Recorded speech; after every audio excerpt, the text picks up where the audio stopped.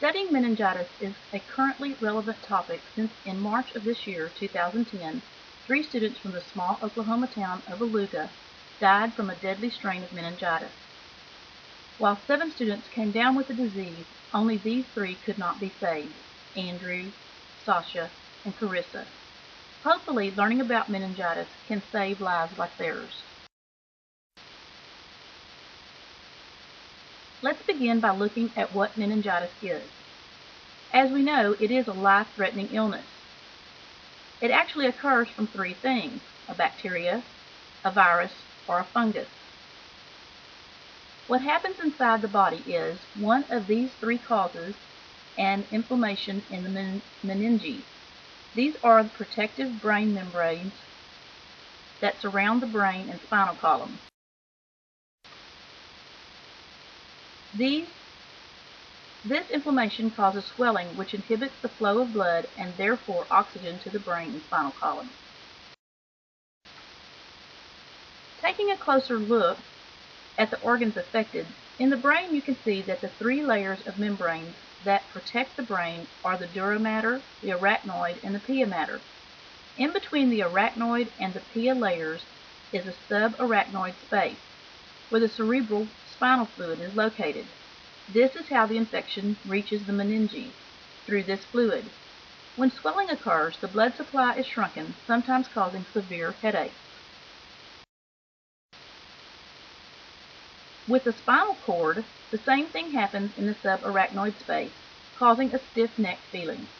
As you can see in the cutaway slide of the spinal column, you also have the arachnoid mater, the pia mater, and the dura mater. The subarachnoid space, once again, is where the meningitis reaches the meninges.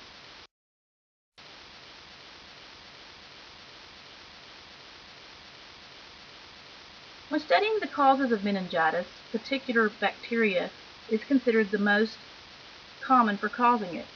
Streptococcus is the most common in infants and young children and can also lead to pneumonia, ear infection, and sinus infections. Neisseria is another common form of bacteria causing meningitis. It is highly contagious and commonly occurs when the bacteria from the upper respiratory infection gets into the bloodstream. It has been known to also cause local epidemics such as the one found in Oklahoma. Haemophilus influenza was the biggest cause of bacterial meningitis before 1990. Now the flu vaccine is given as a part of childhood immunizations. The bacteria usually begins with an upper respiratory infection or sinusitis. Listeria can be found in just about anywhere in food, soil, and dust, for example. Most people who are healthy rarely ever get sick from it. Pregnant women are at some risk of giving it to their babies, as it can cross the placenta barrier. Viral meningitis is a more common form of meningitis, and it is caused from one of the enteroviruses, about 90% of the time. This virus is associated with mumps, herpes, and the West Nile virus.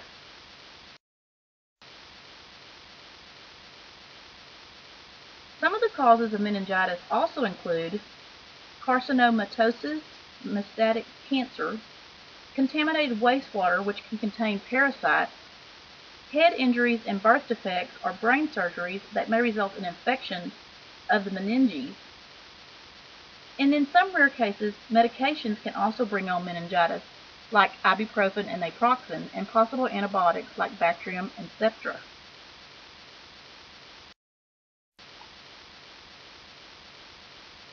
The signs and symptoms of both types of meningitis are the same, causing doctors to begin treatment immediately for bacterial meningitis since it is the most deadly. A stiff neck, a tremendous headache, and fever are the common signs, with other signs including a cough, runny nose, and chest congestion.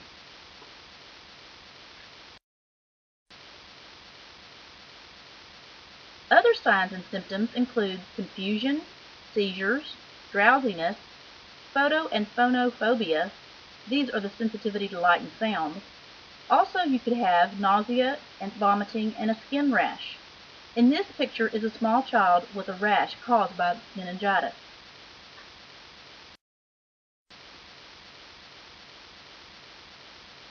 Diagnosis of meningitis requires a physical exam by a doctor, who will then order tests including a CAT scan or an MRI of the brain. A CBC and/or a blood culture will also be usually run to actually pinpoint the possible bacteria or virus causing the meningitis. A lumbar puncture or spinal tap is usually run to verify the diagnosis. A spinal tap is needed to check the cerebral spinal fluid. This involves a needle being inserted into the spine between two lumbar vertebrae, as you can see in the picture. About 2 tablespoons of fluid are drawn for a lab analysis or elevated levels of white blood cells and possibly blood in the fluid. This fluid is also cultured for identifying organisms such as causing the meningitis.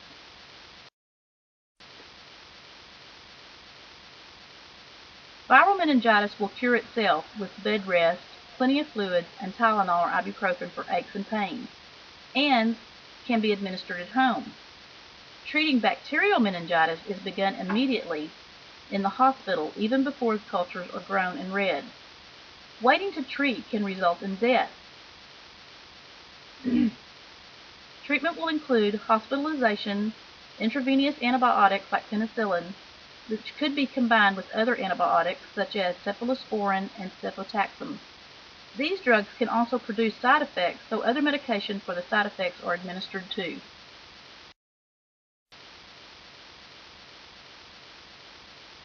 The effects of having bacterial meningitis are often severe. Problems of hearing loss, visual impairment, speech and language problems, along with memory problems and learning difficulties, are just a few of the possible long-lasting effects of having bacterial meningitis.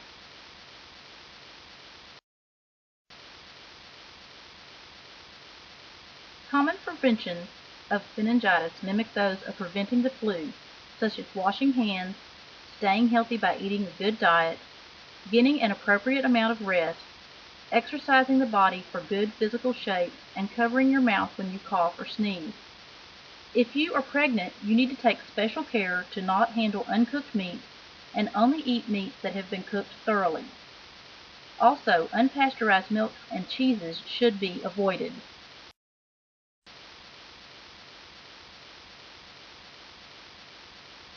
The CDC has stated recommendations to help prevent contracting meningitis. They feel children need to be immunized with the HIV vaccine. For older children, they recommend a single dose of MCV4 to prevent meningococcal meningitis.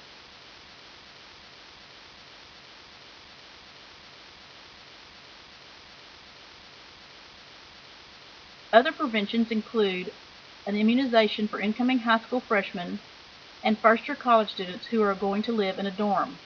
You need to remember, though, that vaccines only work on certain types of bacterial meningitis.